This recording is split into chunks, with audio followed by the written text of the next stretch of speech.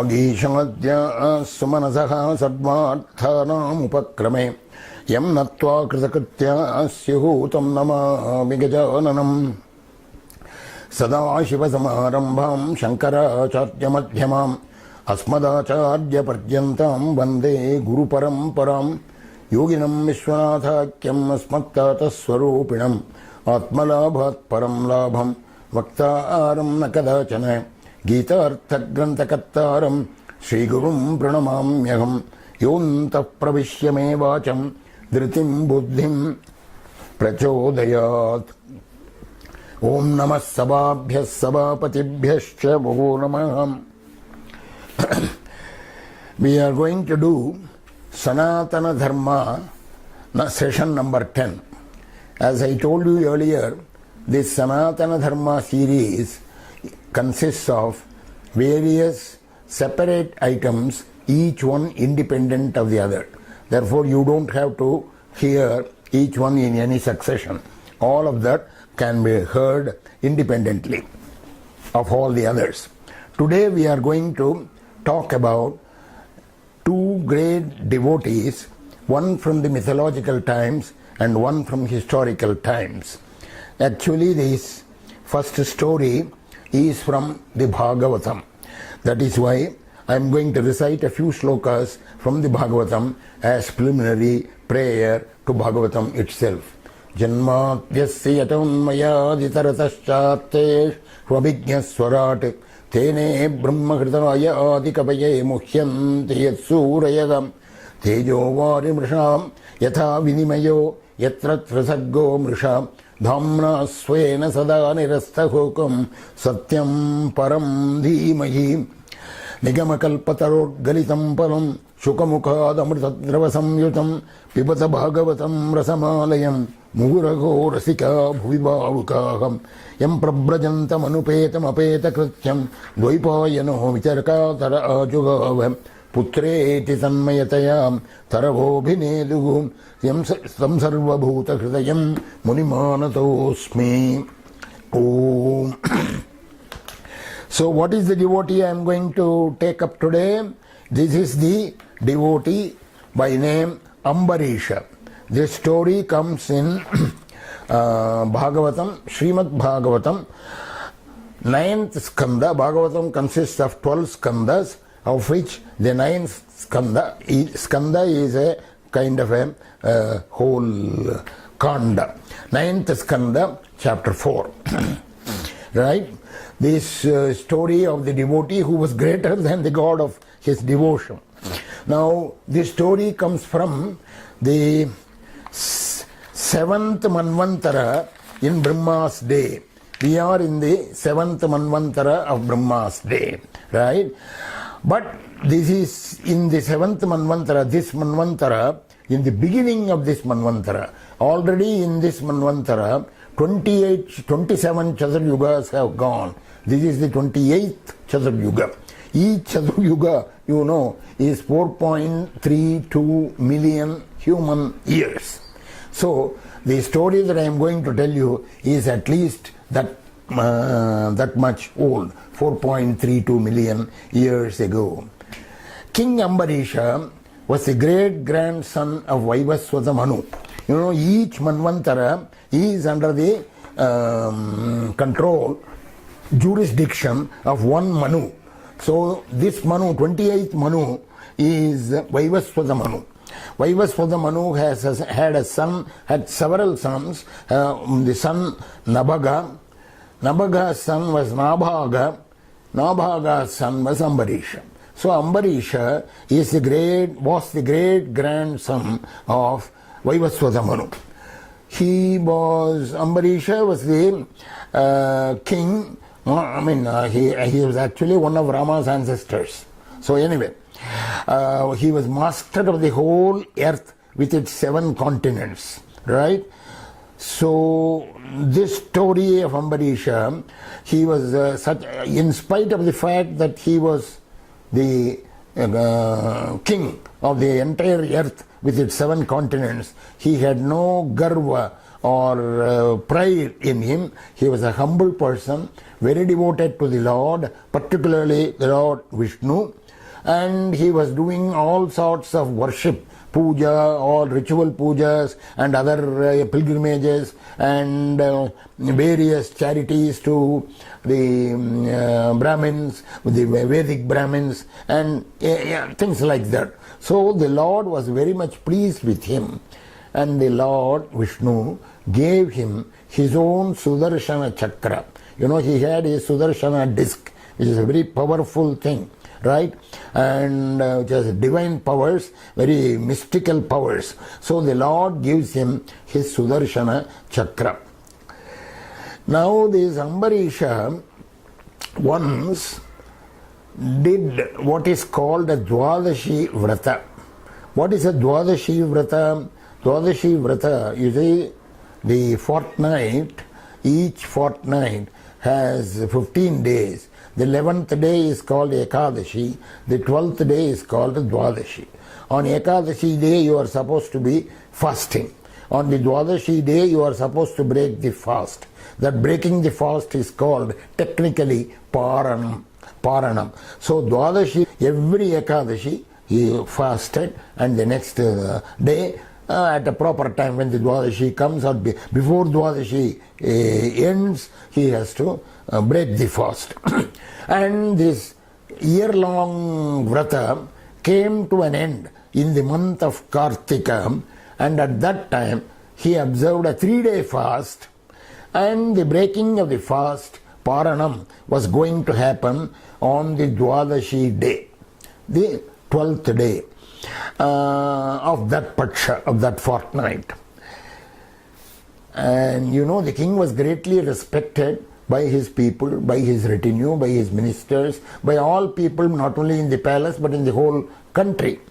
And not only he but the others also were greatly religious, and they all followed all the regimen that the king himself followed. It was at that time when the king was going to break his fast. Durvasa was a, should I say is or was, I don't know, because he is supposed to be ever living. So Durvasa is a famous, well-known rishi, well known for his laws of temper and anger and short, bad mood. Durvasa, with his several sishyas, he usually has several sishyas, disciples. So with his disciples, he appears on the scene. When such a great rishi appears on the scene, he has to be, propitiated, and the king naturally invited him for midday meal on that day. Invitation accepted. But Durvasa has his own way of doing things. You see, that is where the mischief starts. He says, I have to go to the river bank and I have to perform my midday rituals. I have my bath, Madhyamnika Snana and other rituals. I will have to do that. Then we will come back and participate in your dinner. So, of course, it was accepted. But the fast breaking time, the Parana time, was approaching. The king was a little worried. Originally, when he accepted the rishi going to the river, he thought the rishi would be courteous enough to come back at the proper time and he can have his Parana. But the breaking time is only a few minutes away. There is no sign of the rishi coming back. So King Ambarisha consults his ministers and courtiers and other elders and his own, there is a guru, like people. So he consults them. So they say, all right, you have to observe both. You have to observe the protocol of not eating before your guest comes. He is a great, respected, revered guest. He should not be insulted. But at the same time, you have to observe your Parana. You have been having this Dwadashi Vrata for a whole year, and now it is coming to a close, and we have to do it at the proper time. So they say, drinking of water, an achamana, that is drinking 3 sips of water, that is considered to be both breaking the fast and also considered to be not eating. So it has 2 purposes. So you can do an Achamana. Durvasa naturally agrees. Ambarisha naturally agrees and he does the Achamanam, he drinks water. Durvasas come in due time, right, afterwards. But he's furious. He frets and fumes. How can you do that? You cannot do it like this. You have insulted him, such a great rishi as I am, and you have broken your fast. You have eaten, you have taken a sip of water. This is too bad. I am not going to leave you like that. I am going to punish you. And he just pulls out a hair. And from that hair, a great demon appears. Krishna, a great demon appears, and it pounces on the king. On King Ambarisha. The king is not worried. He stands there as a rock because he has great faith in the Lord. The Sudarshana Chakra, which is protecting him, now takes the action. So the Sudarshana disc pounces back on the demon and kills him. Not only it kills the demon, the matter does not stop there. The Sudarshana disc chases Durvasas, King Rishi. The Rishi does not know what to do because the Sudarshana disc emits fire. This is not just a disc coming like that. It's not a mechanical one. It emits fire. It is ready to kill. The fire of the disc is engulfing the Rishi. It is pursuing him.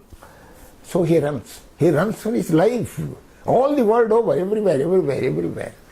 But as a rishi, and in those days, they can go to all the different worlds. So he goes to Creator Brahma himself. Oh Lord, please save me. This Sudarshana disc is pursuing me. And Lord Brahma says, Sthanam madiyam saha vishvametate kridavasane dviparadha samgye bhubhangamotrena hi sandhidiksho kalatmano yasya tiro bhavishyati. Hey Durvasa, you don't know what is the reality. You see, I am supposed to be the great creator of the whole world, but I have an ending time. Dviparardha samgye. At the end of the 2 parardhas, I will be nowhere. And you know who will take care of me? By just the movement of his eyebrows, the Lord, he will be able to take me away. I cannot stand against him. You have insulted his devotee. I cannot save you. Nothing. So Durvasas, what will he do? He goes to the other world, Shiva's world. Lord Shiva. Now Lord Shiva replies. So I am going to read these replies are the most important thing. I am going to read the reply from the original book Bhagavatam itself. Vayam natata prabhava bhumin yasmin parenye pyajajiva kosha bhavanti kale na bhavanti hidrishas sahastrasho yatra vayam brahmamam. Hare Durvasa, you don't know me. You see, the Shiva, Lord Shiva is replying, I am supposed to be aware of all the innumerable universes, you see, Brahmandas, like the one in which we are now living, involved, they emerge and get dissolved in that Supreme Personality, Lord Vishnu. Against him, we are not capable of doing anything. So we cannot even move a finger against him. You see, not only me, Aham Sanat Kumarascha, Narado Bhagavanajaha, Kapilaha, Apantarasamah, Devalaha, Dharma. He names all the great people, Sanat Kumara, Narada, Bhagavan, Ajaha, Brahma, Marichi. You see, all these, none of us can do anything before him. So don't expect me to counteract that Shiva, Vishnu's Sudarshana Chakra. I will tell you one thing, go and fall at the feet of Vishnu himself. So that is what he does. Ambarisha finally goes to Vishnu Loka. Vishnu also replies, this reply is rather several slokas. This reply is a major statement in the literature, scriptural literature of Hinduism. It must be imprinted in gold. he says, yeah, who is saying? Vishnu. What is the context? Sudarshana Chakra is following Durvasas, and Sudarshana Chakra is nothing but Vishnu's weapon. He has donated it to Ambarisha, and that is following this Rishi Durvasas. And the Lord says, Lord expresses his inability. Aham bhakta paradhina hyasvatantra iva dvijam sadhu grasta hridayagam bhaktai bhakta jana priyagam. It is as if I am not free. Aham bhakta paradhina. I am subject to my devotees. Bhakta paradhina. Being fond of my devotees, my heart is always under their sway. Sadhuvir grasta hridayaha bhaktair bhakta jana priyaha. The Lord is saying, I am subservient to my devotees. Nagamatma namashase madbhaktais sadhubhir vina shriyam chatyantakim brahmanne yesham gatiraham para. You see, I do not value myself. Or even Shri Lakshmi, I cannot value her, who is ever associated with me, because I value these holy devotees more than all of them. They have accepted me as their supreme goal. You see, Yesham gatir aham para, Yesham aham para gatihi. For them, I am the ultimate resort. They have accepted me. Not only that, Edaragara putraptani pranan vittam imam param hitva mam sharanam yata katam stam stektumutsahe. They have left their spouse, their property, their house, their children, sons and daughters, aptan, all their friends, pranan. They have left their own personal life, their property, everything. Hitvamam sharanam yata. They have relinquished, they have discarded all these things. They are sharanam yata. How can I abandon them? I cannot abandon them. These holy men have deep-rooted affection for me. Mayi nirbaddha hridayaha sadhavas samadarshanaha vashikurvanti mam bhaktya. They have simply imprisoned me by their bhakti. Vashikurvanti mam bhaktya sat shriyas satpatim yada. Just as the wives, good wives, Vashikurvanti, they capture the fascination of their husbands. Like that, these devotees have simply captured me. Matsevaya pratitancha salokyadi chatushtayam nechanti sevaya purnaha kutonyat kala vidrutam. You see, they have done great service to me. Therefore, I am prepared to give them salokya, saropya, samujya, all those 4 great things, living with me in the same world or being near to me. I have given them all these things, but they are not interested in that. You see, they are interested only in my service to me. Such people, I cannot abandon them. And then he says a very interesting statement. Sadhavo hridayam mahyam sadhunam hridayam tvagam madanyatte na janante naham tebhyo managapi. Sadhavo hridayam mahyam. These sadhus, these devotees, they are my heart. They are my heart. Sadhunam hridayam tvagam. I am in their heart. I am their heart. They are my heart. Madanyate na jananti. They do not know anything other than me. Madanyati te na jananti. Naham tebhyo managapi. I also don't know anybody other than them. Upayam, I will tell you now. You see, you have come to me and you want some help. I will tell you what to do. Upayam katayishyami. I will tell you a strategy for you. Tava vipras shunushvatate.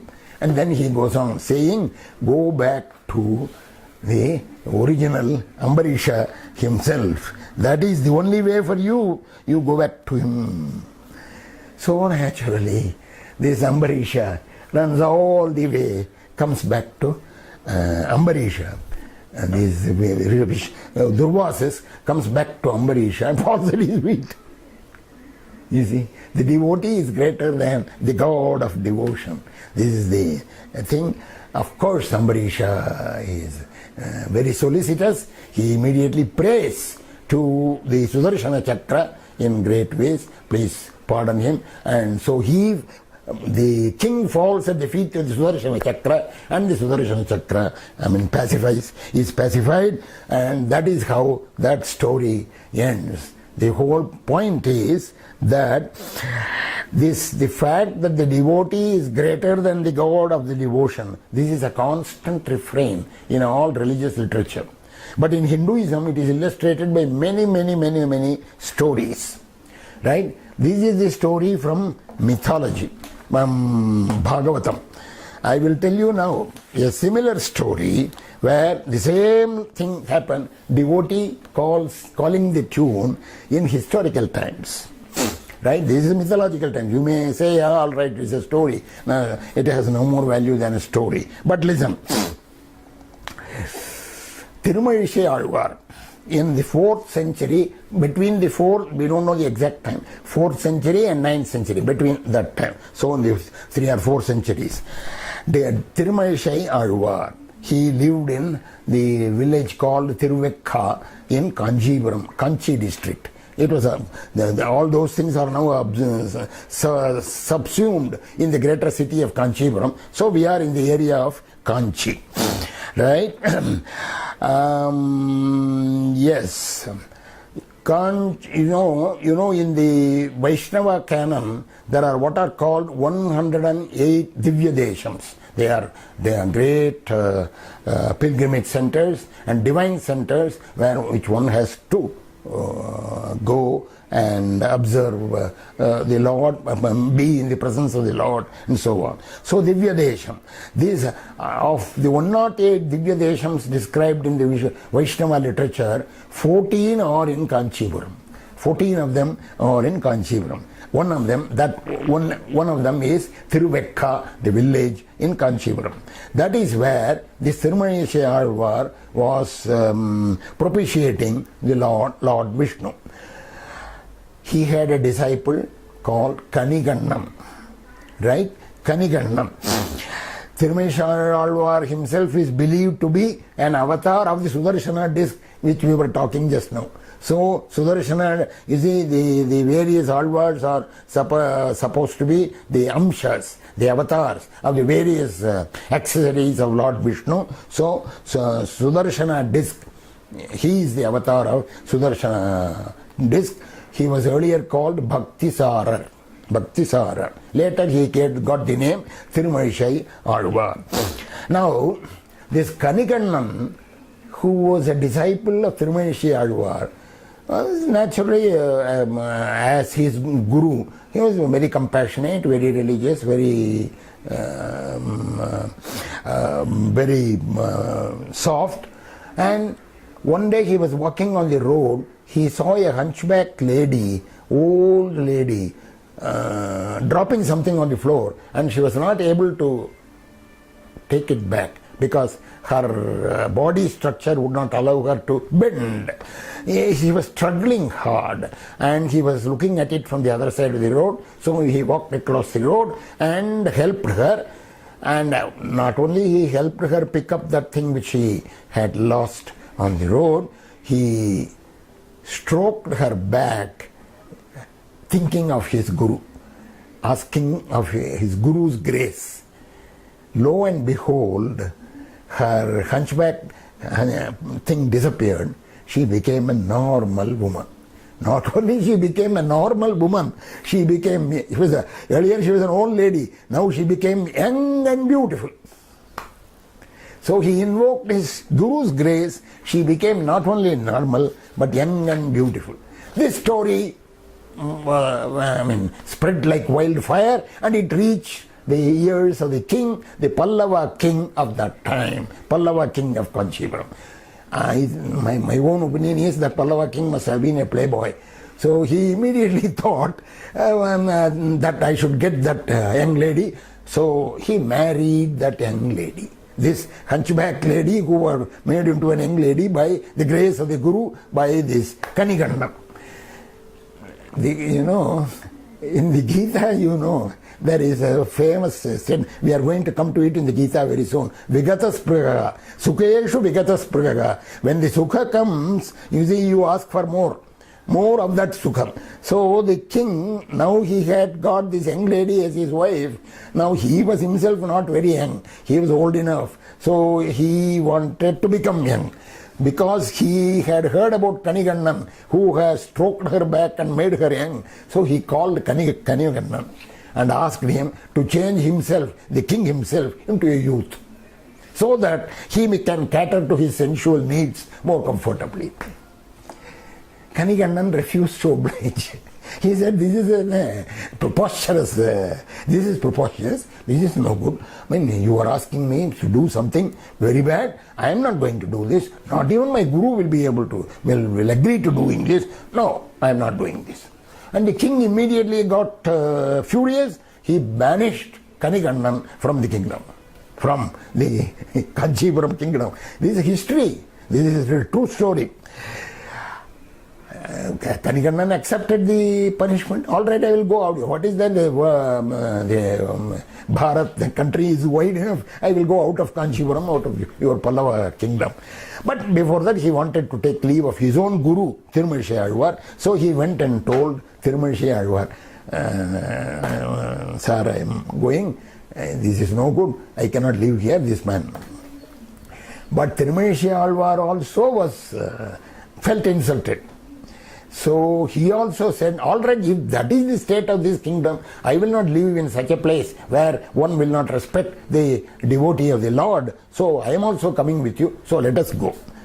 So when both of them left, before he left, the Tirumizhi Alvar went to the temple where the Bhujanga Shayana, the Lord's name was Bhujanga Shayana. Each temple has a deity, and that deity has a particular name.